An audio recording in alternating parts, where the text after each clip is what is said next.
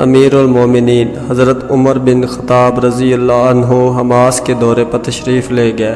وہاں کے لوگوں نے گورنر سعید بن عامر رضی اللہ عنہ کے خلاف شکایت کا پنڈورا باکس کھول دیا۔ پہلی شکایت یہ کی کہ لوگوں کے معاملات حل کے لیے دن چڑھے آتے ہیں۔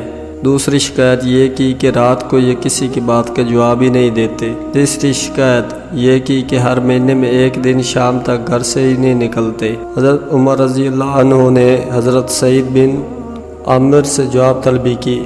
حضرت سعید بن عامر نے ارشاد فرمایا، امیر المومنین، میرا دل تو نہیں چاہتا کہ حقائق سے پردہ اٹھاؤں، لیکن اب اس کے بغیر کوئی چارہ نہیں، لہذا پہلا اعتراض کا جواب یہ ہے کہ میرے پاس کوئی خادم نہیں۔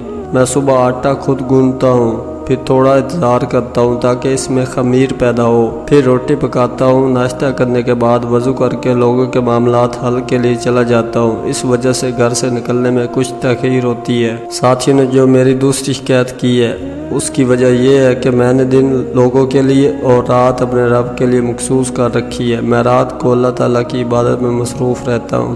یہاں تک تیسری شکایت کا تعلق ہے کہ میں مہینے میں ایک روز دن بھر کے لیے باہر نہیں نکلتا۔ اس کی اصل وجہ یہ ہے کہ اس دن میں اپنے کپڑے دھوتا ہوں، جب وہ خشک ہو جاتے ہیں تو دن کے پچھلے پیر زیب تن ہو کر باہر آ جاتا ہوں۔ حضرت عمر بن خطاب رضی اللہ عنہ کا چہرہ اپنے متعین کردہ گورنر کے جواب سن کر خوشی سے جگمگ اٹھا اور انہوں نے اللہ کا شکر ادا کیا کہ اس نے حضرت سعید بن عامر رضی اللہ